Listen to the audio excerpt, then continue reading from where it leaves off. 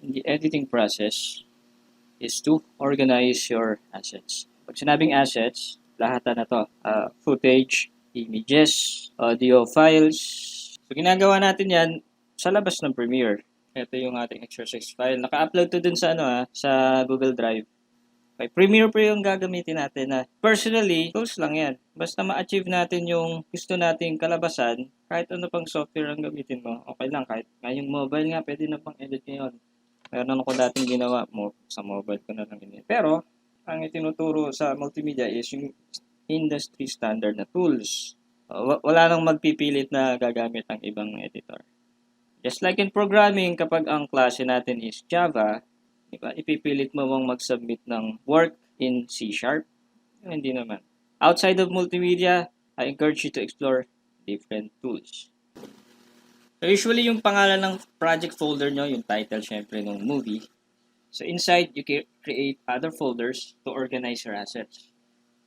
So nakabukod yung folder natin para sa Premiere Pro projects, sa mga footage, audio files, tatlo pa yan, images and render.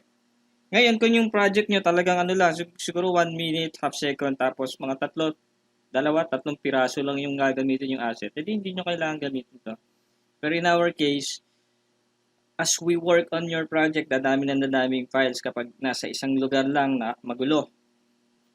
Yung audio natin, nahati sa tatlo, score, music, and effects. Kapag sinabing score, music lang to na walang lyrics, its purpose is to set the mood. Meron na dito mga sample score.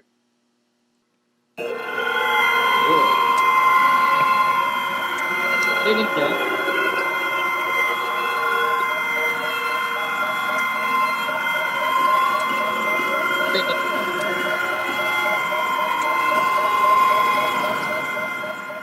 Narinig nyo ba? Sorry.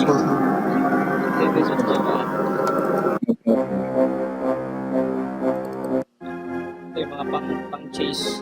Ito mga suspense. What is it?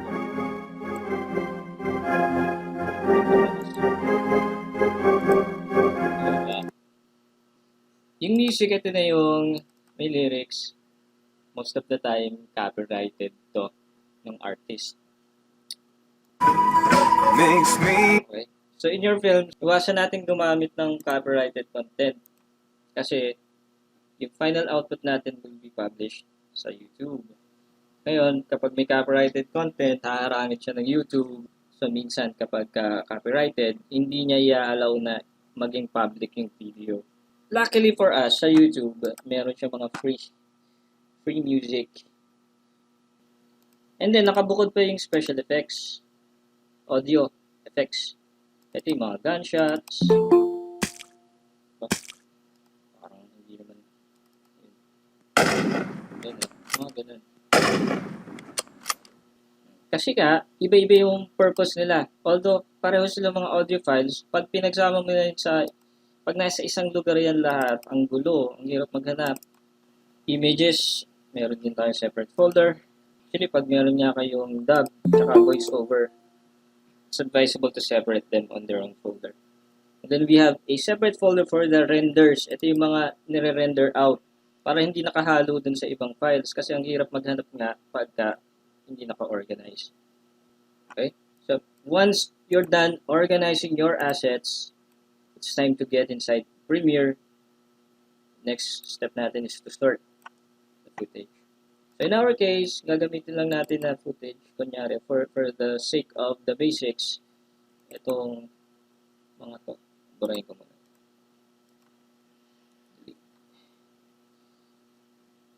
Meron tayong hindi magagamit dito. Balik ko dun sa hindi magagamit dito. So, 5 footage yung gagamitin natin for today. Okay. I'm gonna fire up Premiere. Anyways, this is Premiere. Create a new project. O ito common mistakes. Hindi nilalagyan ng pangalan, hindi iniintindi yung location. Kaya pagkatapos mag-edit, hindi alam kung saan nahanapin yung in-edit.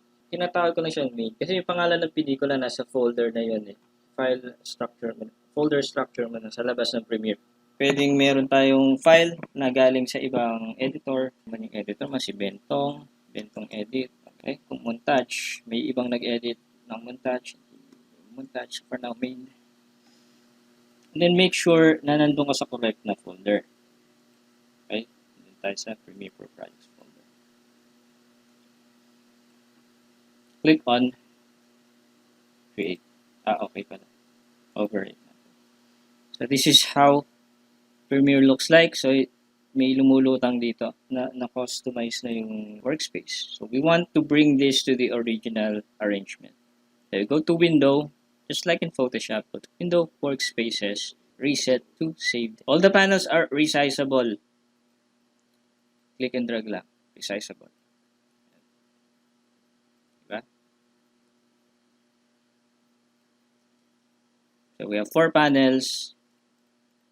Let's start with the first one, lower left. This is the project panel. This is where we put all of our assets. Parang cabinet of ingredients. Later, yung mga ingredients na yan, puputol-putulin, susukatin, and then, paghahaluin, lulutuin dito sa timeline. Final output will be visible on this panel. So, paganto yung ikot natin. Okay, let's start with the project panel. It says here, import media to start. Double click. Punta kayo sa folder natin, footage, selection. Sa Premiere, pwede ka mag-import ng buong folder. So I'm gonna highlight this folder, import folder. Ito na siya. Okay? So most of the time, lalo na kapag maliit ng screen natin, at sa akin, laptop lang kasi. Let's say you have like 20 or 50 footage. So, medyo mahirap gumalaw pag ganito lang kaliit. You can resize, pero this is still not gonna be enough. So in Premiere, you can temporarily maximize a panel by hovering your mouse over that panel and you tap on the tilde key on the keyboard. So the tilde key is the one below the escape key above the tab key. Yung parang bulate. It's going to temporarily maximize any panel where you have your mouse hovered on. Okay. Diba? Basta nakatapat yung mouse, yun yung i-maximize. We want more room for our project panel, so I'm going to temporarily maximize this. So as of now, we are seeing thumbnails. Okay. Kagandahan sa Premiere, you can scrub through the content of an asset. Hindi mo na kailangan siyang buksan. So, we are currently using the icon view. Kita natin ang thumbnails. The other view is the list view. The lower left. List view, icon view. If I click on list view, this is how it's going to look like. So, we can sort using the name. Okay, sort natin. Pero, sa list view, bawal yung custom sorting. Let's say ito, idadrag ko siya to be the first footage. Hindi pwede. Fixed yung sorting niya. Dito ko lang pwede mag-sort gamit ng mga fields na to. Yun lang ang pwede mong gamitin for sorting if you're on the list view. If you go to the icon view, from here you can sort manually for custom sorting, which is our next step in the editing process, sort footage. So in our exercise files, ang una nating footage will be this one. So, nakaayos na pala to. Ito yung una. Ang pangalawa natin is this one. Hindi, ito.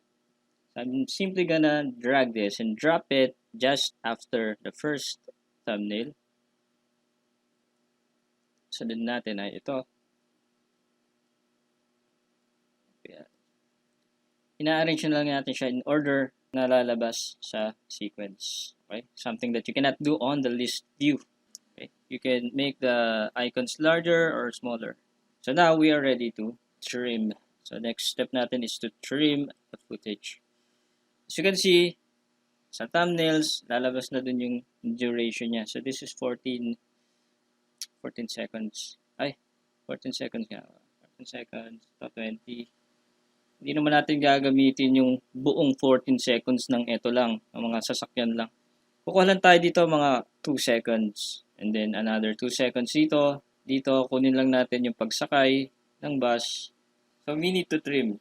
So, in other editing applications, nagtitrim sa timeline na agad. Medyo hindi siya ganun kaganda pag sa timeline ka magtitrim. Kasi pag sa timeline, magiging sagabal yung ibang clips. So in Premiere, we have what's called the source monitor where you can preview and trim individual assets. Mas intimate yung magiging pag-trim. Kasi walang sagabal na ibang clips. So, yung ating source monitor, that will be the next panel. Kung ito yung cabinet of ingredients, yung source monitor, ito yung chopping board where we measure the ingredients and chop them. Right? To open an asset in the source monitor, you just double click on asset. If I double click on our first footage, it's gonna open in the source monitor. Maximize natin. Yan. So we have the preview, we have the image, and then we have the timeline at the bottom. Itong kulay blue na to na parang pick, this is your timeline indicator, current time indicator. So you can click and drag to scrub through the footage. So yung process natin ng pagtitrim, una muna, review mo muna yung buong footage, you scrub, and then we mark in and out. To playback, spacebar. Ito yung mga buttons for playing back, pero yung keyboard short is spacebar.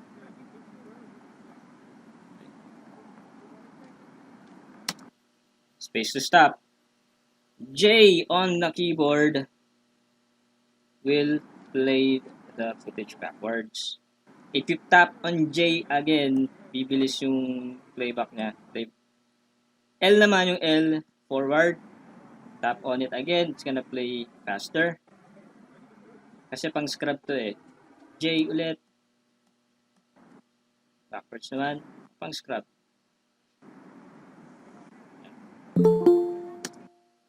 Space to stop.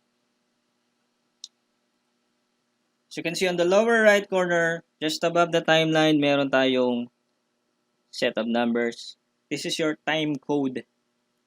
Time code. So it displays the current frame. So right now we are at 1 second 22 frames. So the first group from the right are the frames. Then you have the seconds, minutes, hours. Kapag ginawa kong 1 to, press enter. It's just gonna give us 14 seconds kasi 14 seconds lang yung ating clip, ating footage. It's not gonna magically add more frames. Right? Kung nakakipad ka dito, hindi mo na kailangan i-click yung time code. Okay? So use the keypad of your keyboard. 15 frames. Enter. So now we are at frame 15. Pag tinape niyo yung colon, tapos 0, this means 1 second 0 frames. Colon 0, so now this means 1 minute 0 seconds 0 frames. Okay? Medyo hassle kapag colon kasi gagamitan pa ng shift. So you can use that instead. So, mas mabilis. So this means the same thing. 1 minute 0 seconds 0 frames. Enter. Wala tayong 1 minute 14 seconds lang talaga. Okay? If I type in 30 dot, hindi ko na kailangan i-type yung 0. So this means 0 frames 30 seconds. Wala rin tayo nun. Kasi 14 seconds lang tayo. E di 13 dot, so this is 13 seconds. Kapag 30 frames, equivalent siya sa 1 minute 6.606 frames. Okay, so let's determine kung saan natin gustong simulan tong clip na to, yung footage na to.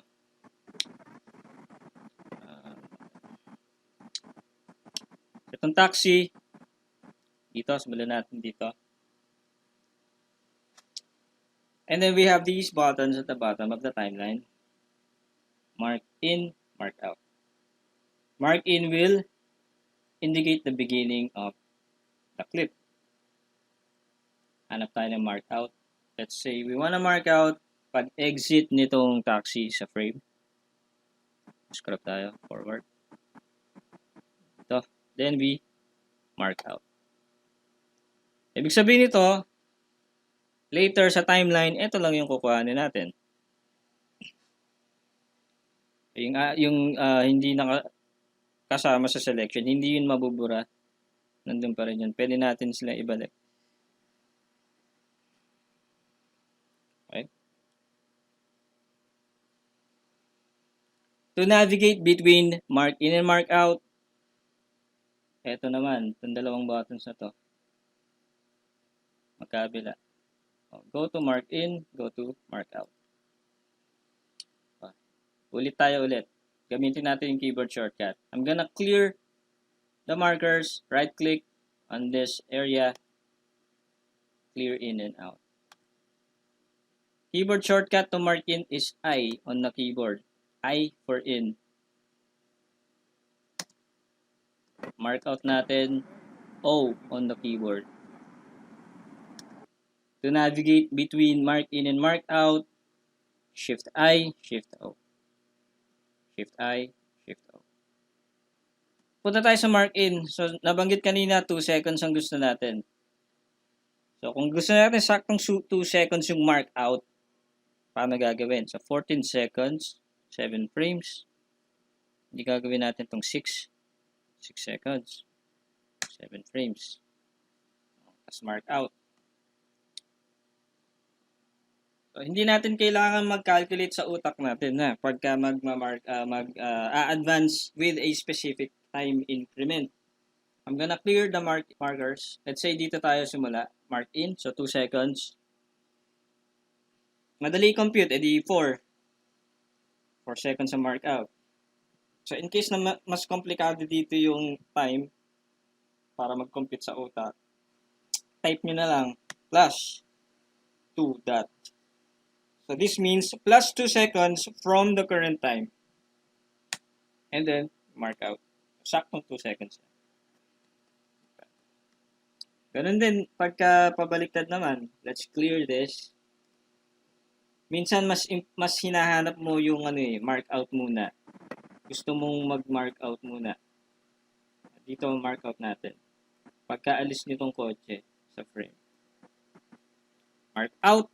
So, automatic siya sa frame 0 siya magma-mark in. Gusto natin 2 seconds lang. Pero this time, 2 seconds pabalik. So, minus 2 dot mark in. And then, let's review our footage. And click. Let's zoom in. Let's say ito, saktong 2 seconds na to, pero gusto mo pa siyang i-adjust. Pero ayaw mo nang masira yung current na length. So, you can hover your mouse dun sa mga guhit na yon, and then you can click and drag. Na-adjust nyo pa, pero 2 seconds pa rin siya. Hindi nagbabago yung duration. Okay, let's say yung mark in mo, gusto mong isakto sa sound. May certain sound ka na gusto mong gawing marker. Di pakinggan mo muna. Pero gusto mong saktong-sakto, palabasin mo yung waveform. So by default, kapag video yung makikita natin sa preview. But we have these 2 icons at the bottom. Video, audio. So if you click this one, papakita niya ngayon yung waveform. So let's say dito natin gusto mag-mark in kung ano man tunog to. So punta tayo doon. Yan. Tapos, i-adjust natin yung ating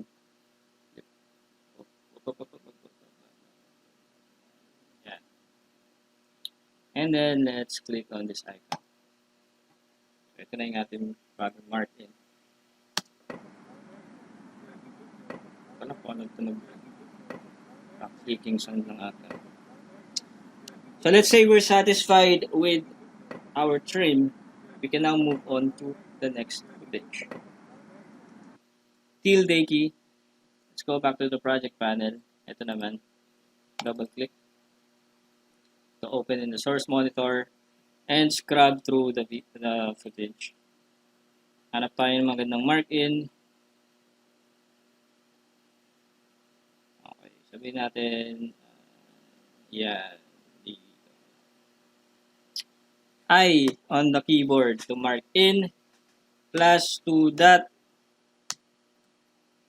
enter, O on the keyboard to mark out. Let's say we're satisfied with this one. Let's move on to the next footage. This time, hindi natin kailangan 2 seconds kasi may hinahanap tayo na action, which is yung pagsampa nitong babae. So that's, sampa niyang gano'n. Okay, pasampahin din natin yung lalaki. Ganyan. Mark out. And then, let's start sa pagdating ng bus. Mahaba pala ito. Dito. Mark in. And let's move on to the next video. Next footage. Double click. So we're gonna use frame 0. Kakat natin to. Pag sabi niya ng hello. Hello. Tapos magro-roll yung ayos. Yun. Yun. Mark out. So kung frame 0 ang simula, you don't have to mark in. By default naman, frame 0 yan. Ayan. So, let's move to the last one. So here we cannot use frame 0 kasi nag-hello na yung babae, nagtatype pa lang siya dito. So, simulan natin dito. Pag sabi na hi, yun. Hi. Mark in. Then let's play back. Hanap tayo ng magandang mark out.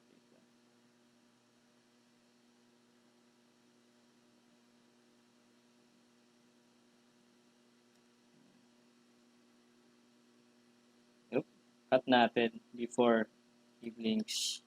Mark out. And we're done with the trimming process. Okay.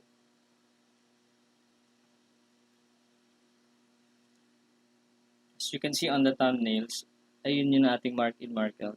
Kulay blue na yun. So this means once we put these footage on a sequence, yun lang yung sasama. Yung mga nasa blue na yan. Okay? Tapos na tayo sa chopping board, nadali na natin sa kalan. Timeline. Select everything, lahat ng gagamitin nyo sa sequence, drag and drop to the timeline. Sunod-sunod na yan. Fine-tune na lang yung trimming na gagawin nyo sa timeline. Okay, so ito yung timeline. To zoom in and out, plus and minus buttons on the keyboard. If you want to automatically fit the clips in the current size of the timeline, / ulit, lakayan ko, / minus, plus, minus, plus, plus. Let's say naka-zoom in tayo, you wanna see the other parts of this timeline. Meron ditong scroll bar, / to fit everything in the timeline. Spacebar to play back. So we see an issue. So yung sequence natin, it was created based on the size of the first clip. Medyo malaki tong clip na to. At maliit yung sumunod na clip. We have to fix that. Ito, sakto lang.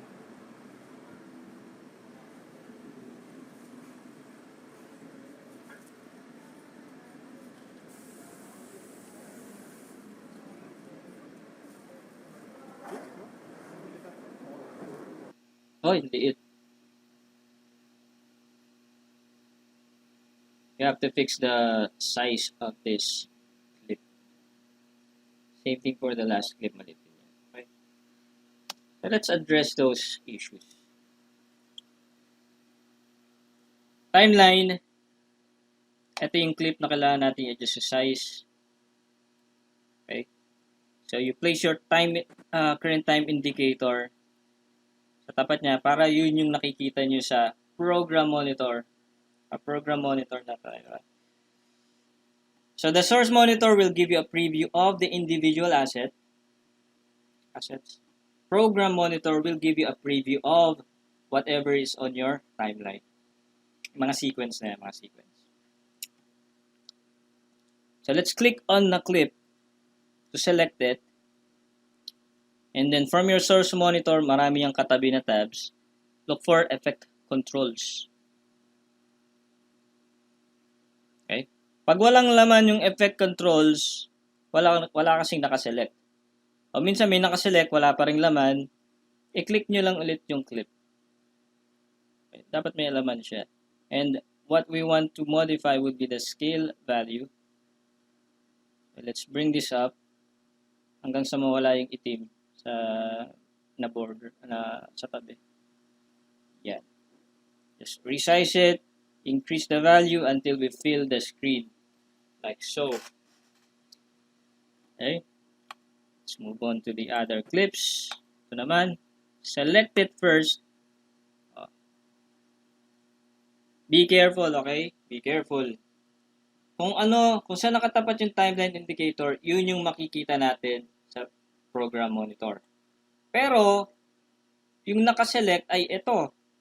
Itong clip na to. So, meaning, kapag naggawa tayo ng adjustments, if we do some adjustments, ito yung may edit natin, pero hindi natin nakikita. Kasi ang nakikita natin ay ito. Because, this is where our timeline indicator is. Okay? Be careful. Select that clip, adjust the scale until we fill the screen. Like so. Kakopy ko na lang to dun sa kabilang clip. Effect controls, motion, select that. Control C to copy. Move to the next clip, select it. Control V to paste. Let's play back.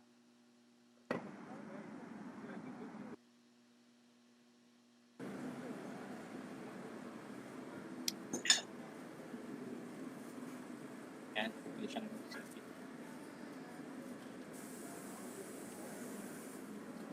Ako, lobat.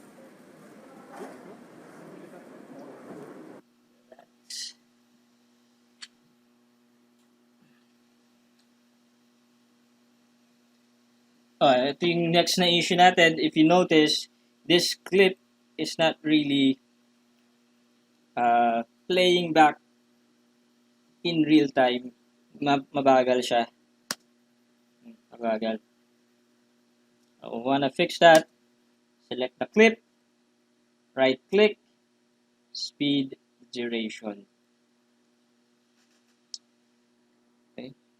So anything more than 100% will make it faster. Anything lower than 100% will make it slower. Okay, lagi tayo 200%. So, kalahati na lang yun. Maging mabilis to.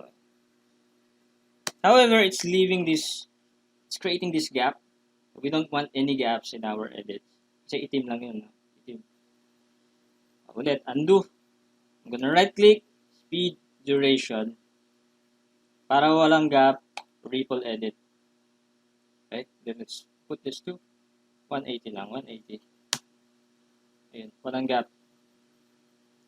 So same thing sa next clip, right click. Speed duration, 180. So now, mabilis na yung 80% faster. Ayun, sobrang bilis naman ito. Undo. Bawasan natin. Ano lang, 150. Yan, mas natural. Mabilis pa rin. Ano lang, 120.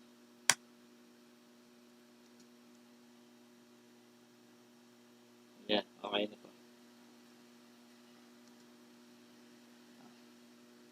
Sige, discuss pa natin yung speed duration. Let's go to this clip. Select it. Right-click, speed duration. Meron tayo ditong option, reverse speed. So if you select this option, it's just gonna reverse the clip. So if you play this back, pabalik. Kaso naglag. Hi. Reverse. You get the idea. Next, paano tayo mag-edit? Unahin natin yung cuts. How do we make cuts? Meron tayo ditong maliit na toolbox. Meron ditong blade. Razor tool. Click that. It's gonna allow you to make cuts. Okay. Undo. Make sure you have this button on, link selection. Para kapag ka nag-cut ka, naputol pala yun. Para pag nag-cut ka, sabay makakat both video and audio. Okay? Pwede natin razor, cut, random. Galing. Pag binura ko yung mga gitna-gitna, magja-jump cut to. If you press delete, magkakaroon ng gaps. If you press shift delete, instead, magre-ripple delete siya. Shift delete or ripple delete. Magja-jump cut na to.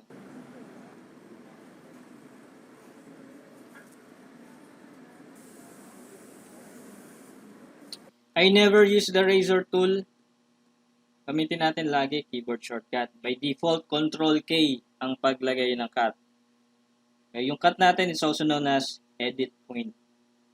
So, yun yung mga edit points natin. You can navigate between edit points using the up and down arrow keys on the keyboard. If you press the left and right buttons, left and right arrow keys, it's gonna go forward 1 frame at a time, go backward 1 frame at a time. Up and down, left and right. Balik tayo sa add edit. Huwag tayong gumamit ng razor tool. Kasi magsuswitch pa tayo ng tool para lang maglagay ng cut. Control K. In my case, binabago ko yung default kasi pag Control K, ang layo. K. Layo ng K. Tapos gagamit ka pa ng control. So, in-edit ko siya, pinapalitan ko. Kung gusto nyong gayahin, go to edit, keyboard shortcuts, and then look for add edit. Palitan nyo dito. Again, yung default niya, default, control K. Pinapalitan ko dyan, delete, tapos click ulit, X. OS_view container. So now, mabilis, X. You can create cuts during playback. Ipe-playback natin, X, X, X, X. So let's say you're cutting to the beat. But, na kung ganyan.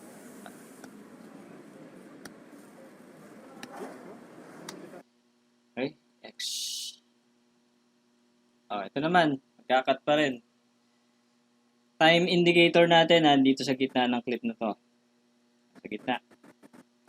If I want to trim or remove all the frames to the left, dito, to the left of the time indicator,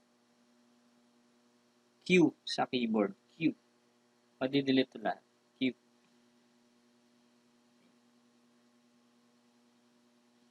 Undo. If I want to delete all the frames to the right of the time indicator, W. Okay, QW down. XQW. O, pag mag-jump cut ako, doon. XQ. XQ. Uy, Q. XQ. XQ. XQ. Siyempre, pag mag-jump cut ka, iintindihin mo kung yung ano yung nasa frame. For this example, random lang yung pag-jump cut na.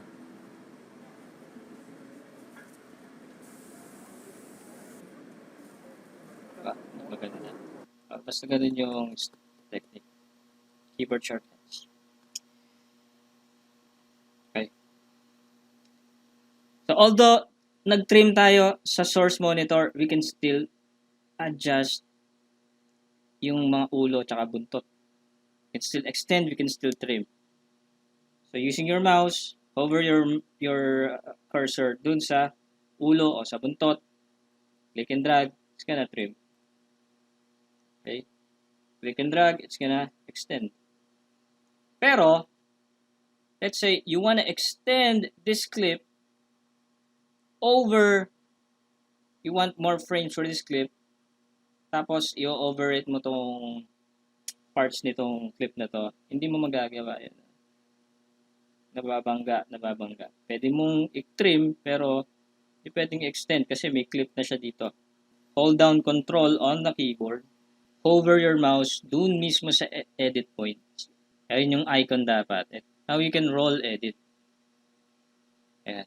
Yung ma-occupy niya na frames ng next clip, i-overrate niya yun.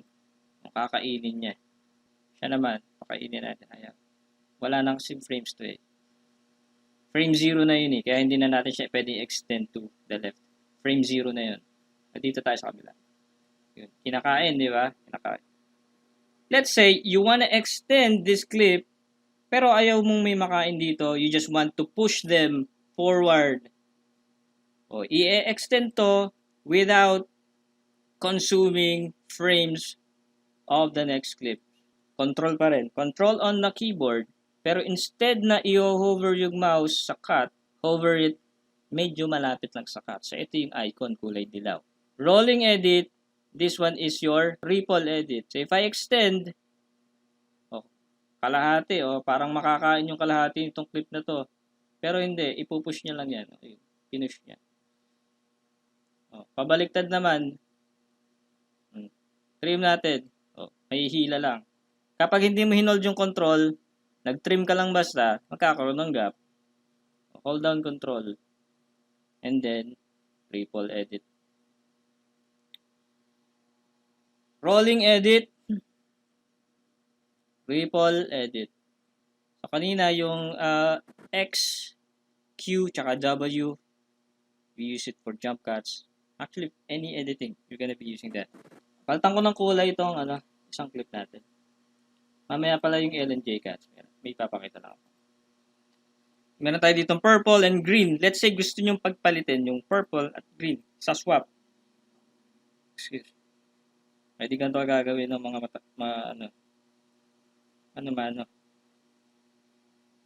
galing na. Kaso kung marami kang clips surrounding these two clips, mahirap gawin yun. Pag drag and drop, it's gonna be very counterintuitive.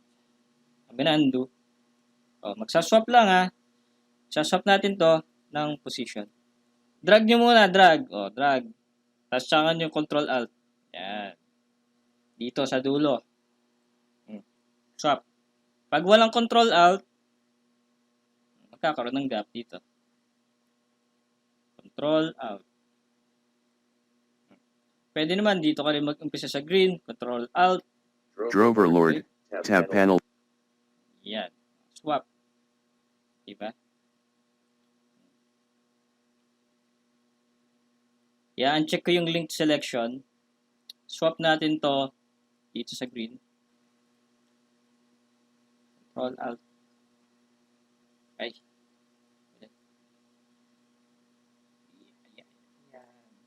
Yan. Nagkaroon ng marker, ng markings.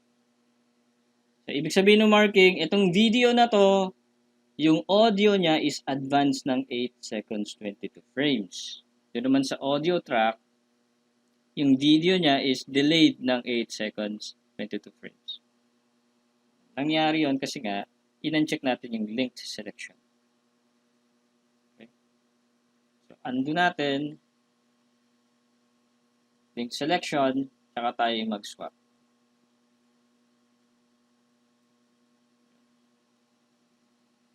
Okay. Next. Yung L and J cuts. Tanggalin ko muna itong mga clips natin. Shift delete para ripple delete. Pag delete lang, magkakaroon ng gap. Pag shift delete, it's gonna ripple delete. Tanggalin muna natin yan. Walang audio eh. Baguhin ko yung kulay nito. Yan. So we have these two clips. Paano yung L cut? First, you have to uncheck link selection kasi hindi tayo makakapag L cut kung sabay sila nag-e-edit. Sabay sila nag-trip, sabay nag-e-extend. Diba? Magro-roll yan, no? Tanggalin natin yung link. L-cut muna. Rolling edit sa audio. And now we have this. L-cut. J-cut naman, J-cut. Rolling edit din sa audio. J. Pwede naman sa video naman kayo mag-rolling. L-cut. J-cut. Oops.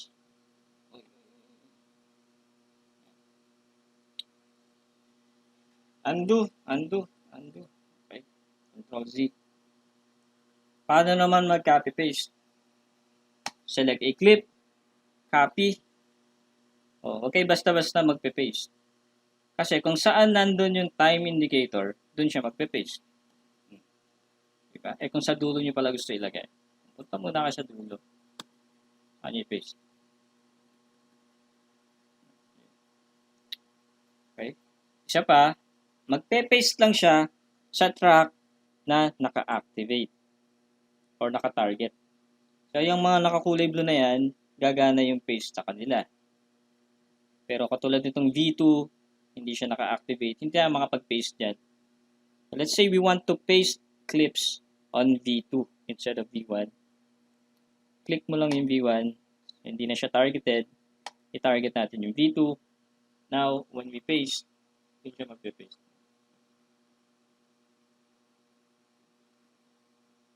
Okay. Undo. Ano ba yung finish na?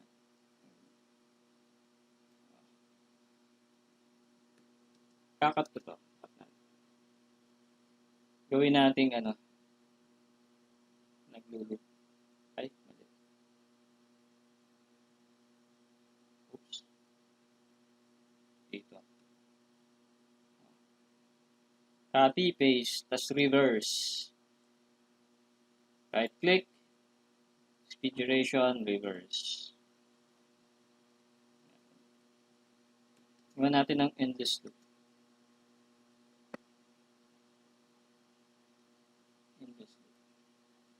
So, ito yung forward, yung backward. Ba yun? Select natin. Select, copy, paste. Yeah.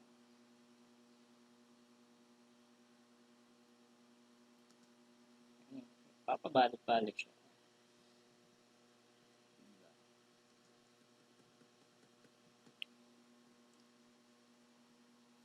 Pag delete ng clips, delete lang. Pag ripple delete, shift delete.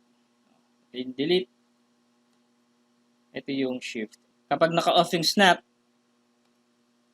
mahirap patamain yung pag-drag nyo, drag and drop. Hindi siya nag-i-snap dun sa edit points. I'll always have this on. Exporting, you go to File, Export Media. Sa movie nyo, I would advise to use Adobe Media Encoder. Kasi pag rekta galing sa Premiere, medyo masyadong malaking file sa matagal. Okay, so install nyo yung Media Encoder. Kapag meron na kayong Media Encoder, instead of pressing Export, i-press Q.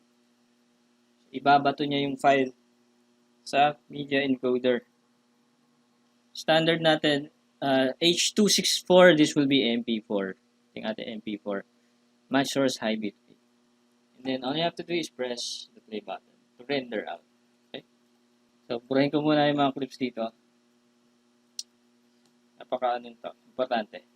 So, kapag nag-trim kayo, nasa source, dadalhin nyo sa timeline, yung mouse galing ng picture. So, drag and drop nyo from the picture to the timeline. Ayan. Okay, wag to. Bukas tayo ng iba. Yan. Wala kasing audio yung ito meron. So, from the picture to the timeline, drag and drop, makukuha natin yung clip. Both audio and video clips. Okay? But let's say, ang kailangan lang natin dito ay video.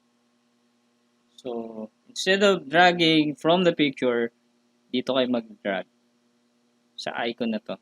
Film icon. Drag video only. Video lang yung kukunin niya. Pag naman dito lang, audio lang yung kukunin niya. So, madalas magagamit natin itong drag audio only. Let's say may kinuha kang, meron ka lang kukuhanin na sound effect from a video. So, ito yung gagamitin natin. So, those are the basics of Premiere Pro.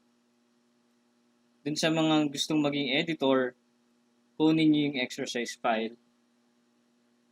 Tapos, i-edit nyo. Ito lang, same thing. Itong 5 na to. Tapos bukas, pakita nyo sa... Sir, ano po, pwede pong kahit ano ba po, old version or bago, ano po. Ulit, ano?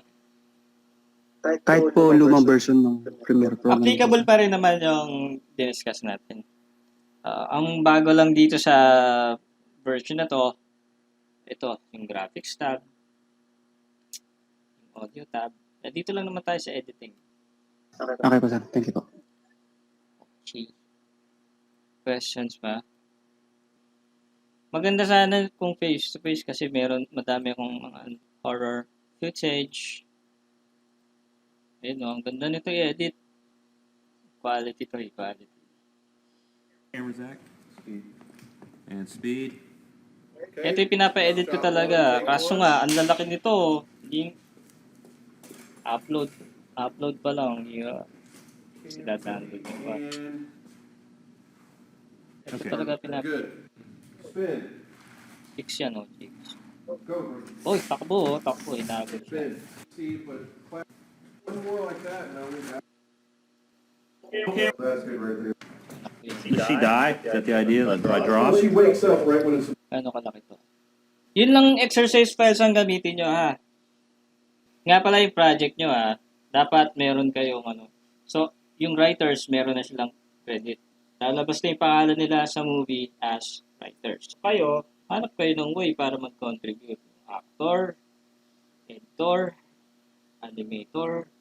Kasi yun na ipapagawa ko sa inyo, eh. Dapat meron kayong narrative report kung ano yung naging contribution nyo. Kayo na yung mag-offer ng help. Kapag final na yung script, ipapublic natin para mabasa nyo. Makakita nyo kung saan nyo kayang mag-contribute. So, you need to be credited dun sa isa sa mga films ninyo. Okay, mamaya sa section E, After Effects naman yung i-record. Kabuti, no? Kamusta ka dyan? Pakabait ka para mixi yung ano mo, sentensya. Bukas makita ko yung mga edits. Pili tayo sa inyo. Saka yung animation, sa animation. Sige, dismiss. I'll see you tomorrow. Thank you for your time. Have a great day ahead of you. Thank you po sir. Good luck on your Thank you, future endeavors. Thank you po. Thank you po, sir. Thank you po.